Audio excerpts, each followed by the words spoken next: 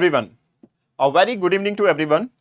Friends, आपको पता है यूपीएससी सिविल सर्विसेज एग्जाम का आपका जनरल स्टडी का पेपर, आपका सीसेट का पेपर दोनों ही हो चुके हैं। और अब हम बात करने वाले हैं डिटेल एनालिसिस के बारे में, आपके जनरल स्टडी के पेपर के बारे में। हम सेट ए को डिस्कस करेंगे और उसके साथ साथ में मैं आपको कट ऑफ के बारे में एक आइडिया और देने वाला हूं। देखिए, जब भी हम कट ऑफ के बारे में बात करते हैं तो cut off is not only decided with respect to the GS paper, it also depend upon the CSET paper कि CSET का पेपर कैसा आया है, उसके अकॉर्डिंग हमारी कट ऑफ जो है वो डिसाइड होती है। अब CSET का पेपर कैसा आया है उसके बारे में अगर मैं बात करूं तो देखिए, कंपैरिजन में स्टडी की जाती है। और अगर कंपैरेटिव स्टडी की मैं बात करता हूं तो प्रीवियस ईयर के कंपैरिजन में आपका जो CSET का पेपर था वो इजी था। प्रीवियस ईयर मतलब 2023 के बारे में मैं बात कर रहा हूं, उससे अगर मैं कंपैरिजन करूं तो सीसेट का पेपर इजी था। बट स्टिल उसका मतलब ये नहीं है कि सीसेट का पेपर इजी था। ओवरऑल अगर मैं मॉडरेट लेवल कहूं तो वो शायद ठीक रहेगा। इसलिए जो मेरे को पहले लग रहा था कि शायद हो सकता है 95 प्लस भी कट ऑफ चली जाए, वो मैं अभी यहां पे कहना चाहूंगा कि शायद नहीं है, क्योंकि सीसेट का पेपर इतना आसान नहीं था।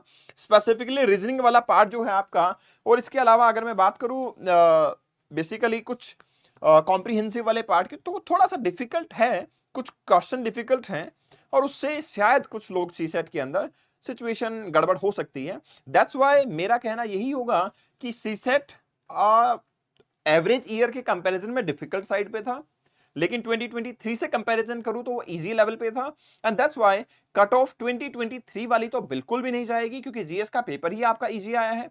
उसके बाद में मैं बात करता हूं कि आपका जनरल स्टडी के साथ में सीसेट का पेपर भी कंपैरेटिवली इजी है, तो नो डाउट कट ऑफ तो ऊपर ही जानी है। और वो कट ऑफ मुझे लगता है अप्रोक्सीमेटली 90 से 93 के बीच में कहीं रहेगी।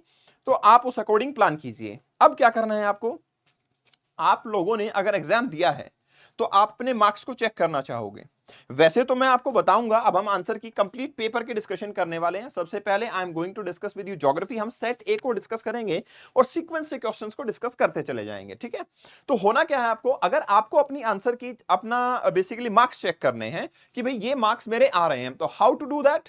आपको यहां पे कमेंट सेक्शन के अंदर एक कमेंट मिलेगा जिसमें एक लिंक होगा, ड्राइव लिंक होगा।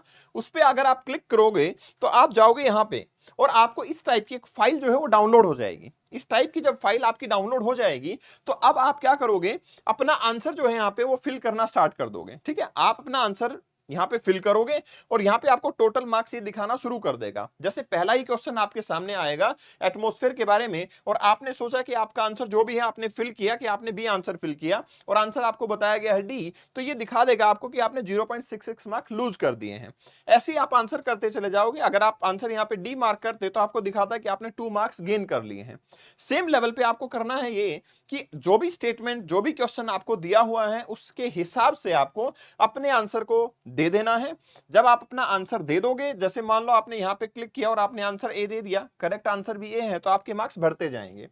ये सीट आपको यहां पे जो कमेंट सेक्शन है वहां पे लिंक है, लिंक पे क्लिक करोगे, वहां से सीट डाउनलोड कर लोगे। एक्सेल सीट है पूरी, और यहां पे अपने आंसर आपको फिल करने हैं। जैसे आप अपने आंसर फिल करते चले जाओगे, पूरा 100 क्वेश्चन है वो अटेम्प्ट करो। जो भी आप आंसर करके आए हो, जो नहीं करके आए हो स्किप कर दो उसको। फिर आपको यहाँ पे राइट आंसर भी दिखा देगा और उसके साथ साथ में आपके टोटल मार्क्स भी बताएगा। अगर आप नेगेटिव करोगे, आपके नेगेटिव मार्क्स भी डिडक्ट करना स्टार्ट कर देगा। तो चलिए